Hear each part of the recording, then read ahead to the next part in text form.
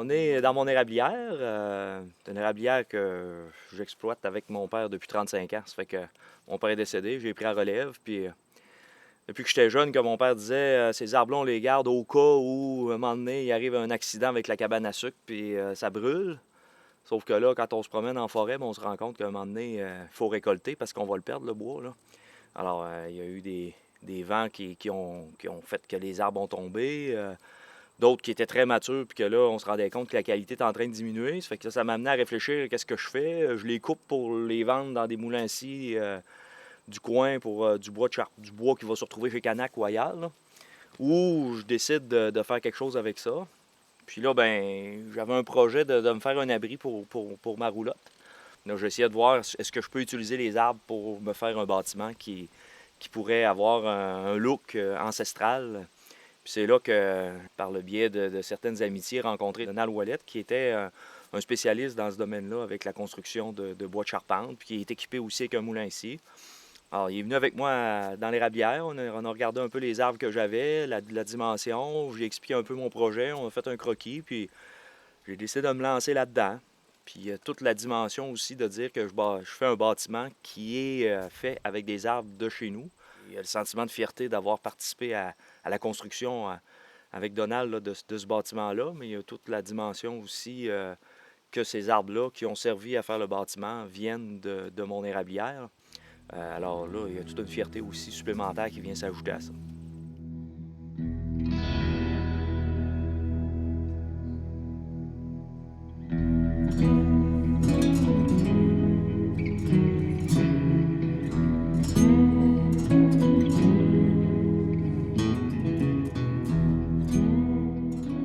Beaucoup de gens adorent ça aussi, être dépaysé d'un bâtiment, là.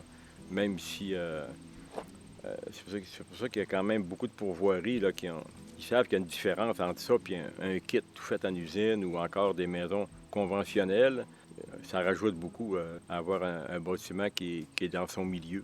Pour les doutes que les gens peuvent avoir sur leurs compétences ou leur capacité, moi je fais avec, là. C'est moi qui m'adapte. Mais s'ils veulent se faire aider, c'est qu'ils ont déjà confiance en eux, généralement.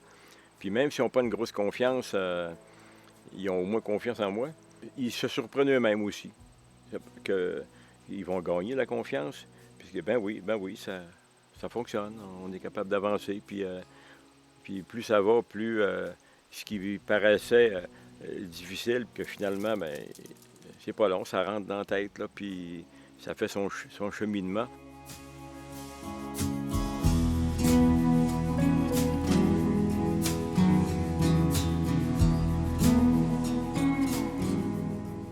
Là, je me lance dans un nouveau projet de bois de charpente. C'est de reconstruire ma cabane à sucre qui est bon, j'ai une érablière de 3000 entailles environ, mais la cabane à sucre, c'est une cabane à sucre qui était là à l'époque des chevaux, là. Alors, au niveau de l'espace, c'est pas un espace qui est adapté à une production plus récente, plus contemporaine, avec tous les équipements qu'on a besoin maintenant pour produire du sirop d'érable en volume plus important qu'une production artisanale. Puis, quand on avait construit la cabane à sucre à l'époque, ben, qu'on l'avait installée ici, ben, il y a des choses qu'on avait faites un peu rapidement. Puis là, ben, la cabane, elle commence à prendre un peu d'âge. Fait que la confiance que j'ai eue dans le premier bâtiment en travaillant avec Donald, ben, ça a m'inspiré aussi de me lancer dans un autre projet. C'est la construction de ma cabane à sucre qui va être plus adaptée, mais je voulais qui se marie bien avec le bâtiment qui va être juste en face, là. Alors, je voulais aussi une construction en pièce sur pièce. Le fait que j'ai déjà une expérience, ben, je me rends compte que c'est assez accessible. Tu sais, au fond, on, on est accompagné dans la construction tout au long avec Donald, mais aussi on peut facilement, c'est pas tellement compliqué. Oui, il y a des mesures, mais au final, c'est beaucoup d'assemblage, puis c'est à la portée de tout le monde, faire ce projet-là. Il suffit juste de vouloir consacrer du temps, là. C'est sûr que d'aller dans une quincaillerie, s'acheter des pièces de bois, on gagne du temps, mais il y a comme une appropriation encore plus importante du bâtiment. Au-delà de dire je construis ma cabane, bien, il y a une valeur ajoutée qu'on met dans le bâtiment quand on contribue nous-mêmes à tout préparer le bois d'avance. Alors là, j'ai essayé du bois cet automne, là, fin de l'été, début d'automne, pour la construction qu'on va entreprendre l'année prochaine. Puis je vais en scier d'autres. On va aller en forêt rechercher encore des arbres là, qui nous manquent. Là. On va les scier à l'automne là, pour la sève, ça va être mieux. On va les amener dans le cours pour qu'ils soient prêts à scier au mois de mai prochain pour finaliser les pièces de bois qui nous manquent pour le prochain bâtiment. Puis c'est ça qui va nous permettre de reconstruire une cabane à sucre un peu plus grande que celle-là, puis surtout mieux adaptée avec tous les équipements qu'on a dans la cabane aujourd'hui.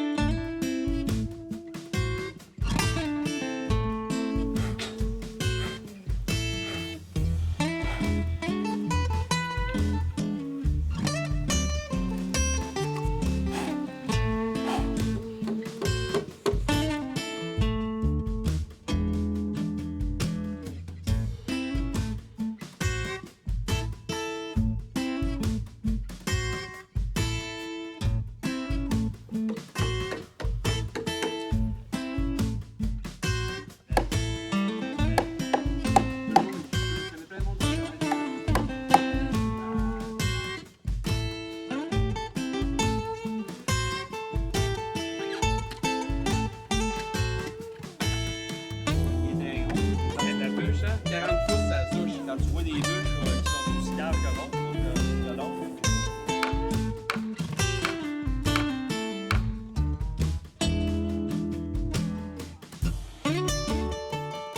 ça faisait une dizaine d'années moi, que j'étais dans la cabane à sucre. Ça fait que je commençais à connaître un peu les besoins. C'était une cabane à sucre qu'on avait déjà quand on a acheté l'érablière en 86. C'est une cabane à sucre qui existait déjà, qui avait probablement une quarantaine d'années, j'évalue à peu près. C'est une cabane à sucre qui avait été conçue à l'époque pour courir dans l'érablière avec les chevaux, puis vider la tonne à chevaux. Puis... c'était un espace qui était plus restreint parce qu'à l'époque, il n'y avait pas tous les équipements d'aujourd'hui. Il y avait un évaporateur puis un bassin à l'intérieur. Fait que nous autres, on avait déplacé cette cabane à sucre-là qu'on avait installée rapidement sur un plancher de béton fait un peu rapidement. Là, après un certain temps, ben là, le plancher avait commencé à craquer. L'espace commence à manquer parce que maintenant, on a tous des systèmes pour filtrer le sirop d'érable, séparer l'eau d'érable, des réservoirs pour le filtrat, des réservoirs pour la sève qui arrive, des réservoirs pour la sève à faire bouillir. D'autres équipements de nettoyage comme les lave-pannes, etc., des pompes. Bon, il vient un temps qu'à un moment donné, la cabane à sucre ne faisait plus. Là. On n'était plus à l'époque des chevaux, puis c'était encore à peu près le même espace que j'avais. Ça fait que là, c'était le temps de passer à une autre étape pour me permettre de mieux travailler, puis de travailler plus efficacement, puis sans me blesser, mais aussi que ça soit un peu plus ergonomique pour travailler, puis sauver un peu d'énergie pour produire le sirop d'érable. Le temps était venu. Le plancher était fini, de béton, puis la cabane commençait de plus en plus à avoir un peu d'âge. Des planches de toit qui commençaient à être pourries, même chose pour des sections de murs, des bouts de murs qui commençaient aussi à être un peu moins sains. Fait que, on a commencé la démolition de la cabane à sucre tout de suite après le printemps, au mois de mai. Ça nous a pris une couple de semaines, 2-3 semaines de travail. Il était important pour moi de conserver quand même un certain nombre de choses. On a gardé quelques feuilles de tôle de la vieille cabane à sucre parce qu'on veut quand même assurer une continuité avec l'ancienne cabane. J'ai tout gardé aussi les lambris qui servaient de mur parce que c'était toute la planche en bouffeté qui avait été faite à ce moment-là pour faire les murs. Ça fait que j'en ai recyclé une bonne partie, celle qui est encore saine puis qu'on a réussi à ne pas trop endommager en la démanchant. Ça m'a permis comme ça de garder des pièces de l'ancienne cabane à sucre. Puis le reste des matériaux qui étaient encore quand même corrects pour quelqu'un qui avait peut-être pas une maison à construire avec, mais il y a quelqu'un ici pas trop loin qui est venu ramasser tout le bois de structure qui était encore sain, toute la tôle qui était encore bonne. Ça fait qu'il y a eu quand même beaucoup de recyclage. Là. Ça n'a pas été un gros camion benne, puis on a rempli ça, puis on a tout envoyé ça à Dompe. J'ai eu un conteneur, un tout petit conteneur de déchets. Le reste, ça a tout été du ramassage, puis du recyclage, puis de façon assez écologique, disons ça.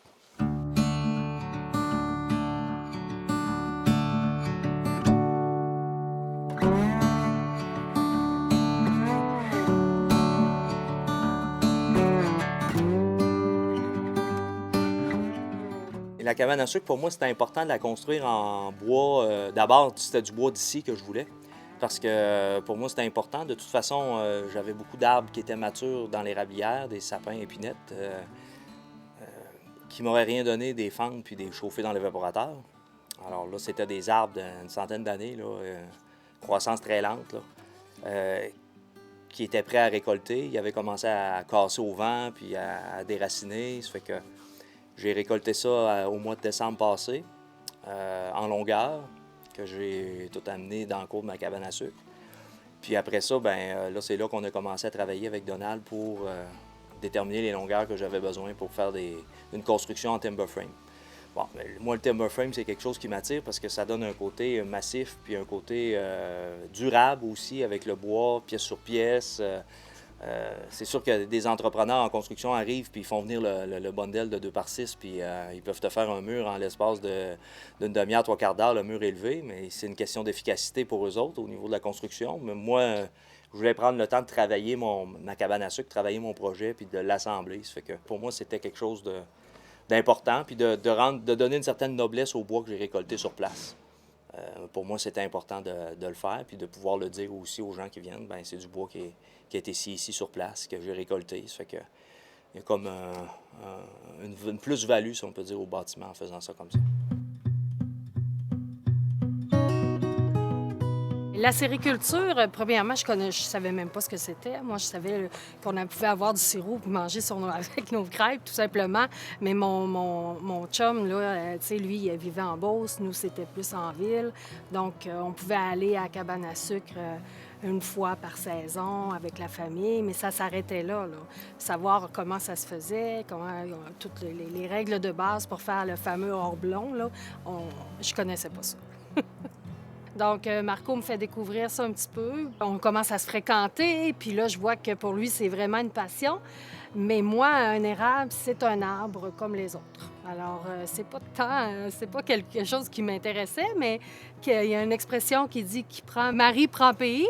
Bien là, c'est un peu ça, mais avec les érables puis la sériculture, la cabane à sucre. Après ça, viennent les enfants. Bien là, c'est vraiment une autre partie, là, avec tout ça. Des jeunes enfants, on va à la cabane à sucre. Heureusement, c'est une cabane à sucre quand même qui est accessible, elle n'est pas loin dans le bois. Mais il reste que les 3 filles, donc pour une journée, on apporte peut-être 6 pantalons de neige. Fait que lui, il fait bouillir pendant que maman s'occupe des enfants. Alors, le goût de la cabane, c'était plus l'ouvrage qui venait derrière tout ça. Mais les filles s'amusaient. Mon autre grand garçon, Marco, lui, s'amusait comme un petit fou aussi. En 2009, quand mon beau-père est décédé, là, c'est un peu différent. Je vois que Marco s'investit davantage, va prendre des cours d'entaillage. Puis là, je me dis, OK, c'est vraiment, tu sais, un rythme, une vie qu'il veut avoir. Puis moi, ben tu sais, je veux dire, hein, on veut rester avec l'homme qu'on aime. Donc, j'ai dit, OK, on va essayer de développer, qu'est-ce que je pourrais faire avec ça? Et puis là, on achète la cabane. Puis là, je me dis, tiens, je vais y aller au niveau déco. Moi, j'aime beaucoup faire des arts et tout. Fait que là, j'ai dit, je vais m'investir un peu plus dans la déco. Je me mets à aimer ça. Aussi, on s'amuse à faire des petites capsules vidéo pour faire un peu connaître, vulgariser un peu le métier là, d'acériculteur. Donc là, je m'amuse, je fais ça, puis je m'informe en même temps. Donc, je trouve ça de plus en plus intéressant. En 2020, on vient d'apprendre 2 semaines avant qu'il allait rouvrir les marchés de Noël. Donc, celui qui avait lieu au village, dans le village, bien, il n'avait pas eu le temps de se retourner sur Saint-Dicenne puis créer un marché. Mais moi, étant quelqu'un de très créatif, imaginatif, alors j'ai fait ça. Je me suis retournée sur Saint-Dicenne, j'ai appelé des gens que je connaissais. Première édition, c'est un succès. J'ai 20 exposants. Je suis très heureuse. Puis, tu sais, c'est un marché où l'agroalimentaire est mis de l'avant. Fait que la cabane à sucre, les produits d'érable, tout ça me fait en sorte que ça devient un beau marché. Mais pas un marché de Noël traditionnel qu'on va voir dans les petits villages où on voit des tables où il y a plein de gens qui créent les mêmes choses. Tu sais, c'est vraiment, on essaie d'être diversifié puis de promouvoir les produits de la région. Mais juste de marcher à travers les exposants, puis en plus, on a la chance d'aller à l'intérieur de la cabane, donc c'est vraiment un beau moment.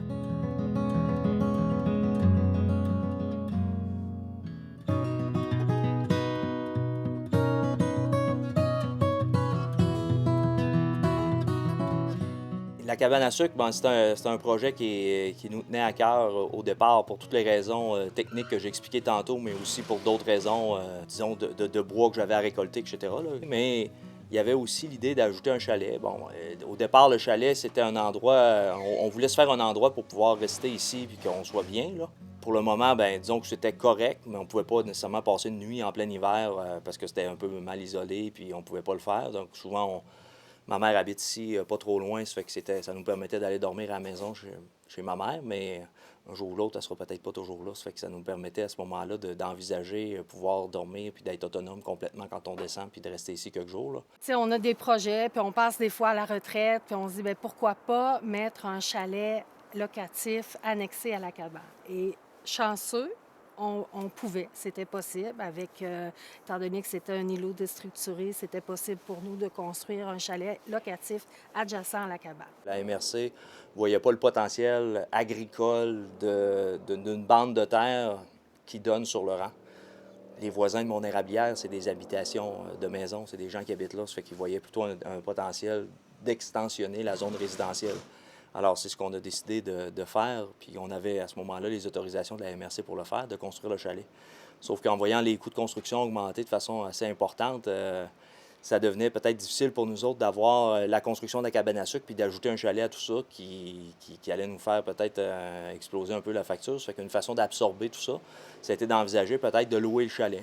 Puis là, ben, en réfléchissant un peu à toute cette idée-là de la location de chalet, on s'est dit, ben, pourquoi pas offrir quelque chose d'agro-touristique en même temps. On s'est rendu compte finalement qu'il y avait peut-être une vocation agro-touristique qu'on pourrait développer autour du chalet, qui nous permettait à nous autres d'absorber, si on peut dire, la dépense du chalet, puis d'un autre côté aussi d'aller chercher une plus-value à l'exploitation acéricole, c'est-à-dire le côté un peu plus interprétation, rencontre avec les gens, explication. Je suis professeur, ma conjointe l'est aussi, ça fait que le côté pédagogie, c'est quelque chose qu'on aime, expliquer les choses, puis d'où ça vient, puis tout ça. Puis la rencontre avec les gens, c'est quelque chose qu'on apprécie. Ça fait que c'est un peu ça qui nous a amené à aller vers l'idée du chalet locatif.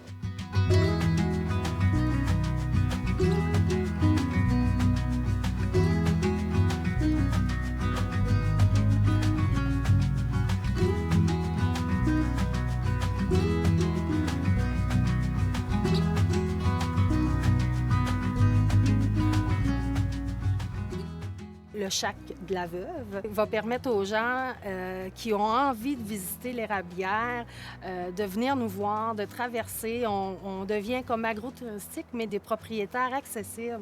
Alors, on a des questions, les gens vont venir nous voir, c'est déjà commencé.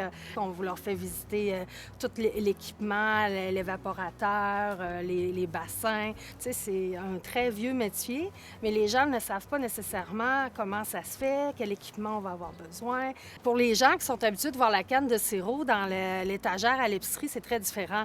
Donc, eux autres, pour eux, c'est vraiment de s'impliquer. Donc, on va leur donner du sirop qui a coulé durant la saison. J'ai même des petits-enfants qui vont se promener dans l'érablière avec Marco, puis ils vont faire un gros colleux à l'arbre. On leur met un foulard à cet arbre-là, puis l'érable porte le nom de l'ami qui lui a fait un colleux. Donc, il y a beaucoup d'amour dans notre érablière. C'est pour ça qu'elle est très productive. Mais donc, c'est vraiment le Shack de la Veuve. Oui, l'agrandissement, on veut faire en sorte que ça devienne accessible. C'est un métier qui devient accessible aux gens. On leur montre comment faire, mais le fait d'être agro-touristique, les deux, qu'on aime parler des passions et tout ça, fait que moi, j'aime parler avec les gens, communiquer avec eux, leur faire vivre de beaux moments, puis surtout lâcher prise. On s'entend qu'on est dans une cabane à sucre, on est sur les terres d'une érablière. C'est apaisant, là, le bois, là, ça peut soulager bien des maux.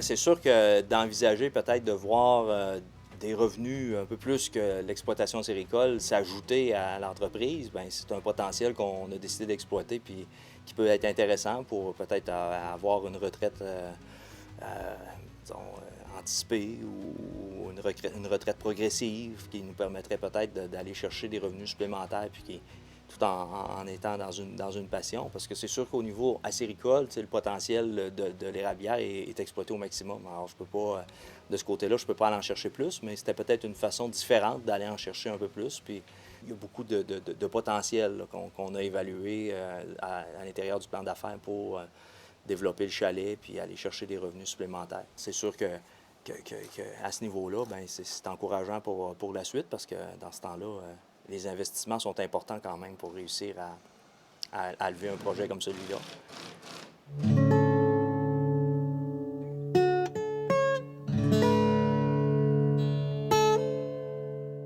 Pour quelqu'un qui rencontre quelqu'un qui a une passion pour les érables, la sériculture, moi, je me dis, prends le temps de l'écouter. Prends le temps de l'écouter. Si c'est une personne qu'il faut vraiment découvre un peu ce que c'est le métier.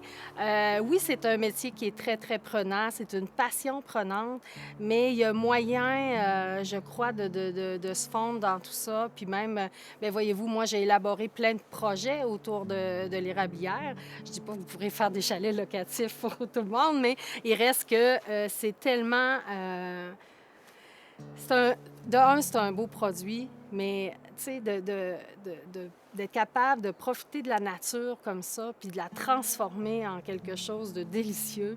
Oui, il y a beaucoup de travail, mais ça vaut tellement la peine. Ce qu'on peut se dire, c'est peu importe la passion, que ce soit la sériculture, l'agriculture, oui, c'est des passions qui sont prenantes, mais on peut tous se greffer à ça, puis trouver quelque chose qui va nous donner un intérêt particulier. Donc, si votre conjointe est acériculteur, je pense que vous pouvez continuer. Ça fait des bons mix. Depuis que je suis jeune, moi, à chaque fois que je me promenais un peu partout en vélo, dans le bois, dans les rangs, ici, dans la campagne, je voyais toujours les érables, puis c'est toujours un arbre qui me fascinait. Je voyais le potentiel acéricole en arrière de ça, mais aussi la beauté de l'arbre, puis moi, si j'avais dans ma cour arrière un potentiel acéricole puis qui était inexploité complètement, bien, c'est sûr que j'essaierais de m'organiser pour mettre ça en valeur, un potentiel comme celui-là. Moi, je suis limité autour. Là. Ici, la plupart, c'est toutes des petites érablières, mais ceux qui ont un beau potentiel là, de 15, 20, 25 ou 30 000 en taille, là, c'est une belle passion de pouvoir en vivre. C'est sûr qu'à la base, il faut avoir de l'intérêt. Il ne faut pas le faire juste pour l'argent parce que des fois, c'est à ce moment-là qu'on peut se décourager. Mais en même temps, c'est tellement une belle passion. Puis, des fois, il y a la pêche au printemps, il y a la chasse à l'automne, mais il y a aussi le temps des sucres pour ceux qui vivent cette passion-là qui est la même. T'sais. On voit le soleil commencer à réchauffer, on voit la nature qui commence à se dégourdir, le cerne autour des arbres. Puis là, on observe plein de signes qui vont nous dire ça va-tu commencer, ça va-tu décoller, ça va-tu être un bon printemps. Ça fait que là, il y a plein de choses comme ça, là, une excitation qui nous habite à partir du printemps qui vient nous chercher. Mais moi, si j'avais la possibilité de vivre de la sériculture, je le ferais. Mais bon, c'est plus limité dans mon cas, dans mon secteur, mais pour d'autres, dans la vallée de la Jacques-Cartier, entre autres, c'est sûr qu'il y a un beau potentiel qui peut être mis de l'avant. Puis à ce moment-ci, là, il y a la fédération là, des producteurs acéricoles qui est de plus en plus ouverte à offrir des nouveaux contingents. Il y a aussi des partenariats qui peuvent être faits avec... comme ici, moi, j'ai eu une subvention pour construire mon projet agro-touristique parce que la MRC ici, c'est une des MRC où il y a le plus d'entailles dans le secteur, dans la région de la Grande-Beauce, si on peut dire. La MRC, c'est une des plus grandes productrices de sirop d'érable. C'est l'endroit où on retrouve le moins d'exploitation, d'interprétation ou de cabane à sucre, disons, touristique, entre guillemets. Puis ça, bien, c'est un des volets que la MRC voulait développer. Puis c'est pour ça, entre autres, que j'ai eu un appui de la MRC pour faire mon projet puis de le préparer parce qu'ils veulent développer ce volet-là. Dans la MRC de la Jacques-Cartier, vous avez, bon, d'abord le côté acéricole, mais vous avez aussi le gros potentiel touristique de la ville de Québec qui est juste à côté, qui est souvent de la clientèle internationale qui connaissent à peu près pas ça, là.